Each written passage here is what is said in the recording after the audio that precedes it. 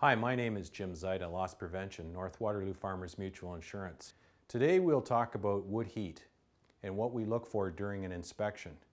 Wood heat is a very enjoyable heat source, especially on those cold winter nights. Nothing beats it. It's also a very effective way to reduce your heating bills, especially if you have access to your own woodlot. Years of statistics, losses has shown us at North Waterloo that damages to property and loss of life when heating with wood appliances are caused by the following: burning unseasoned wood or burning of softwood, the use of chimneys that are in poor condition and have not been inspected or cleaned annually, old, non-adequate ceiling and wall pass-throughs to chimneys, chimney installations without attic radiation shields in place, inadequate clearances to combustibles, the use of non-certified or unapproved wood-burning appliances, wood-burning appliances not installed in accordance to the manufacturer's installation guidelines. In Ontario, for public safety, we have an installation code to follow when installing solid fuel burning appliances and equipment, which is called CSA B365. This code applies not only to wood stoves, but the following wood burning appliances: wood furnaces, outdoor wood furnaces, boilers, stoves, ranges, space heaters, factory-built fireplaces, and service water heaters. And just for your information, solid fuel includes coal and biomass fuels such as cordwood, wood chips, sawdust, peat logs, wood and other biomass pellets, and kernel corn. Remember, when installing a solid fuel burning appliance, it's important you install certified approved equipment. Installations must always follow the manufacturer's instructions shown on the appliance data plate or the Ontario Building Code, or follow the code CSA B365. North Waterloo Farmers Mutual looks for the following: CSA, ULC, Warnock-Hershey, or OTL approved wood furnaces. When it comes to combination furnaces and outdoor furnaces, they must be factory approved units, not add-on, homemade units that have not been factory approved or tested. Now let's take a look at a wood stove installation and take you through an inspection showing the key areas we like to focus on, which can be of concern.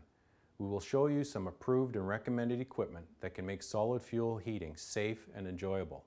We will also show you the information found on the data plate of a certified wood stove and how it refers to the proper installation guidelines. Now let's take a look at this wood stove and point out the deficiencies to you and our recommendations. We can tell that this wood stove has been very well maintained and in good shape. However, one deficiency we've identified already is that there's no data plate or certification anywhere to be found on the stove.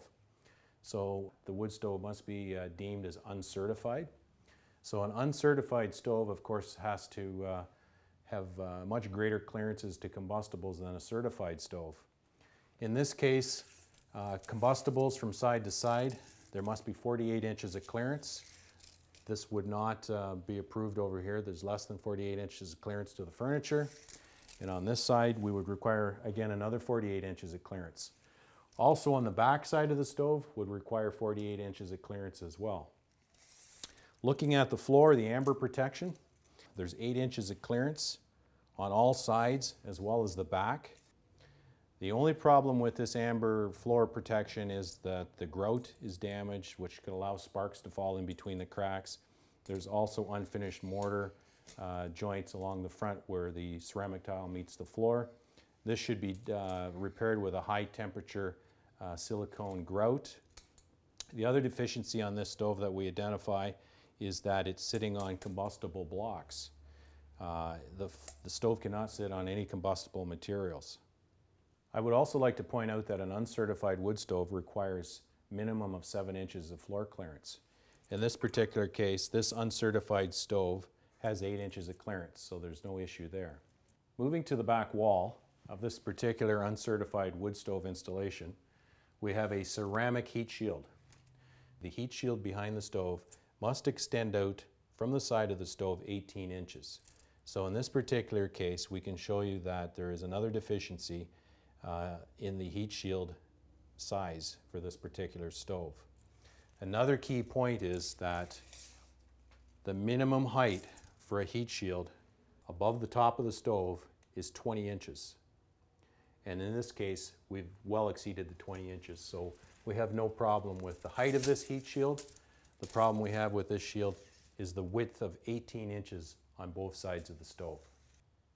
Now that we've taken you through the inspection of a wood stove installation, I'd like to turn it over to my colleague Derek Northcott, who will share with you some of today's certified equipment. Jim mentioned earlier that many of the older style chimneys were clay liner. Whenever the clay tile requires replacement, we recommend a one-piece continuous stainless steel liner with the approved UL label, complete with a certified chimney cap and spark arrestor. Here we have a section of 650-degree ULC listed, factory tested and approved chimney piping. We highly recommend this type of chimney as it can handle the high temperatures associated with solid fuel appliances. Now let's take a look at single wall pipe.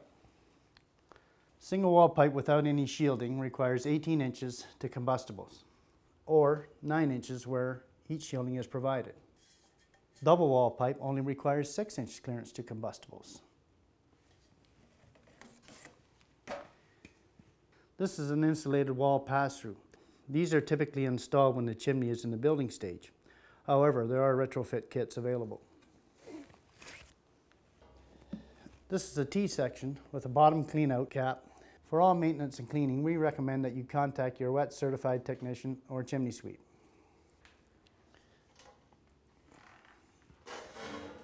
The telescopic radiation shield prevents combustibles or insulation from coming in contact with the chimney pipe, keeping and maintaining the 2-inch clearance.